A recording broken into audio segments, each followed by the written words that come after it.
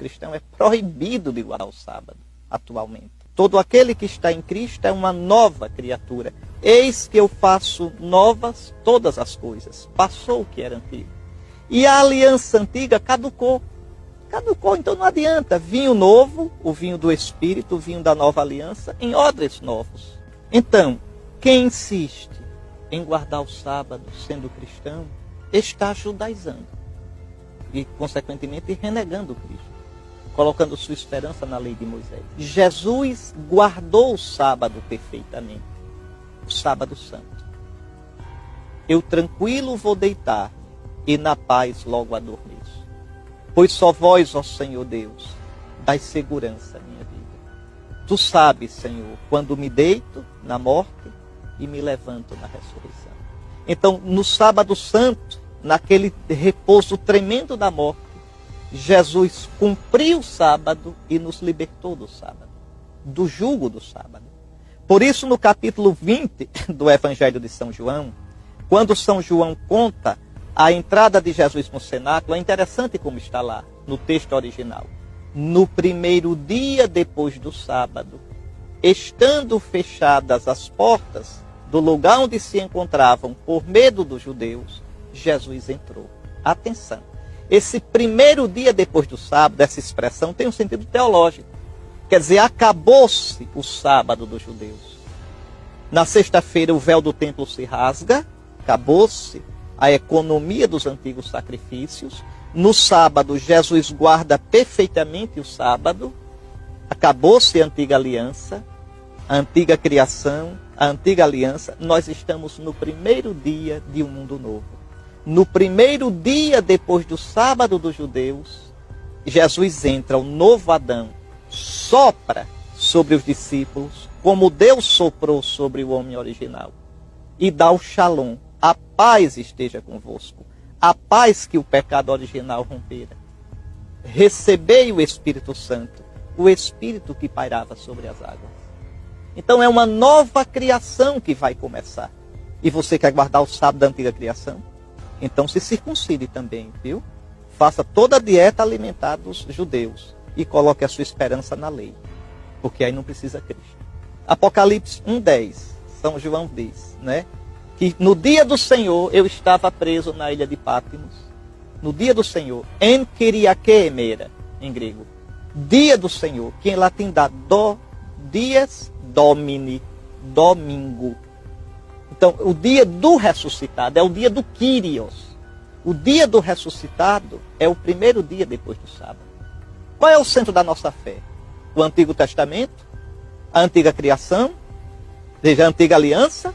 Ou é a ressurreição do Senhor? A Páscoa? Aqui está a questão. Colossenses 2,16. São Paulo diz que ninguém vos encha a paciência, vos torre a paciência, que ninguém vos perturbe por causa de lua nova, de sábados. Veja, que são realidades, sombras do que deveria vir. A realidade é o corpo de Cristo, a realidade é a igreja, a realidade é Cristo. Nós percebemos que na nova aliança não há uma mudança de lei, mas há uma mudança na forma de se relacionar com a lei. Porque no passado eles não compreenderam devidamente isso. E aí Hebreus 8:10, citando Jeremias 31, 31 a 34, diz assim: porque esta é a aliança que firmarei com a casa de Israel depois daqueles dias, diz o Senhor. Na sua mente imprimirei as minhas leis, também no seu coração. Também sobre o seu coração as inscreverei. E eu serei o seu Deus, e eles serão o meu povo. Então nós percebemos aqui uma continuidade de um estilo de vida ético, tanto para o povo do Antigo Testamento, quanto para o povo do Novo Testamento. Porque a lei agora ela é impressa no coração do ser humano. E dentro desta lei nós cremos que deve constar o sábado por algumas razões. A primeira delas: o sábado é um mandamento que nos lembra que nós não podemos viver de forma autônoma. Ele nos lembra que nós temos um Criador a quem devemos prestar contas. E é por isso que a análise da teologia do sábado tem que começar na aliança que Deus fez com Adão, na aliança adâmica e em Gênesis 2. Então Gênesis 2 diz assim, verso 2, e havendo Deus terminado no dia 7º a sua obra que fizera, descansou nesse dia toda a sua obra que tinha feito. E abençoou Deus o dia 7º e o santificou, porque nele descansou de toda a obra que como Criador fizera. Então o sábado primeiramente nos mostra que não podemos agir de forma autônoma, porque fomos criados por Deus. Só que o sábado preserva também em nós o senso do sagrado. Algo que é totalmente perdido nessa nossa cultura pós-moderna e cética. E por que o sábado também mantém o senso do sagrado? Porque de acordo com o texto, Deus abençoou e santificou o 7º dia. Então nós percebemos que este mandamento, por nos ensinar a não vivermos de forma autônoma, porque temos um Criador, e por nos ensinar o senso do sagrado, porque Ele santificou esse dia, provando que nem todos os dias são iguais, né? Porque senão Ele teria santificado, abençoado todos. Então nós vemos que é muito importante, sim, a observância do sábado hoje. Não como um meio de salvação, né? Nós não cremos na salvação pelo sábado ou salvação pelas obras, mas como resultado de um coração transformado pela graça e que não deseja ser autônomo e que deseja preservar a lembrança, o senso do sagrado. Aqui no livro de Atos nós temos muitas referências dos cristãos primitivos, décadas após a cruz, observando o sábado. Então, esses testemunhos, né, de observância do sábado da parte deles, têm que nos falar muito fortemente. E quando nós analisamos as reuniões realizadas no primeiro dia da semana, não vemos nenhum teor de sacralidade esses dias. Existe até mesmo um argumento chamado argumento gramatical em relação a esse assunto. Por exemplo, no Novo Testamento, como que os dias da semana são nomeados? Primeiro dia após o sábado, segundo dia após o sábado, terceiro dia após o sábado. Então, os demais dias não recebem a mesma importância que o sábado no contexto do Novo Testamento. Se o exemplo apostólico mostra que décadas após a cruz eles guardaram o sábado e mais, se em Mateus 24:20 Cristo profetizou que 70 anos depois da cruz o sábado continuaria sendo guardado, mesmo que não seja esse o propósito, né? Ele falou assim, orai para que a vossa fuga não se dê no inverno e nem no sábado. Isso acontece 70 anos depois da cruz. Então, 70 anos depois da cruz, o domingo não era aceito pela comunidade cristã. Por que Apocalipse 1:10 não fala do domingo? Por alguns motivos. Primeiro, em Isaías 58, 13 e 14, Deus chama o sábado de meu santo dia. No livro de Ezequiel, de onde João tirou a boa parte dos símbolos do Apocalipse, o dia de observância é o sábado.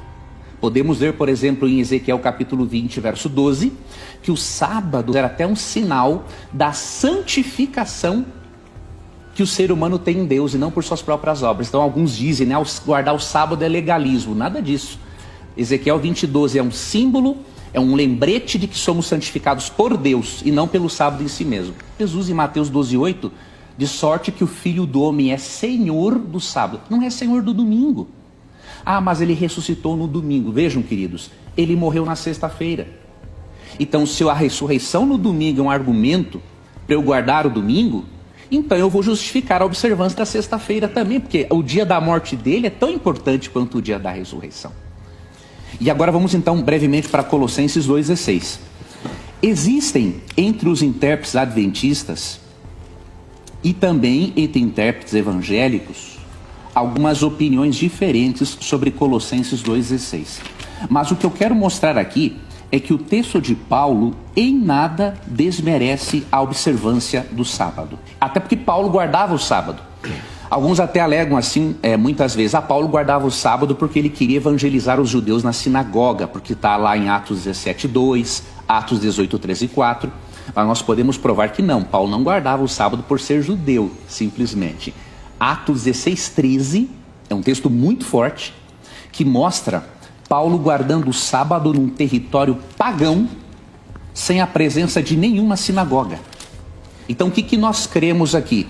Que Paulo não está condenando a observância do sábado ou dizendo para o cristão celebrar qualquer dia. Quero ler essa nota aqui da Bíblia de Estudo de Genebra, que obviamente não são observadores do sábado, esses eruditos, do domingo, Mas eles têm um comentário muito coerente sobre Colossenses 2,16, que diz assim: Paulo não rejeitava a observância cristã correta das festas ou do quarto mandamento, assim como não rejeitava o jejum ou outras observações religiosas praticadas com a motivação correta. Então o problema em Colossos é guardar o sábado da forma errada. Não sabemos como esse sábado era observado neste contexto pagão e sincretista, mas que Paulo não condena o sábado é bem claro, até mesmo pelo seu costume, décadas após a cruz, ele continuar observando o sábado até mesmo no território pagão.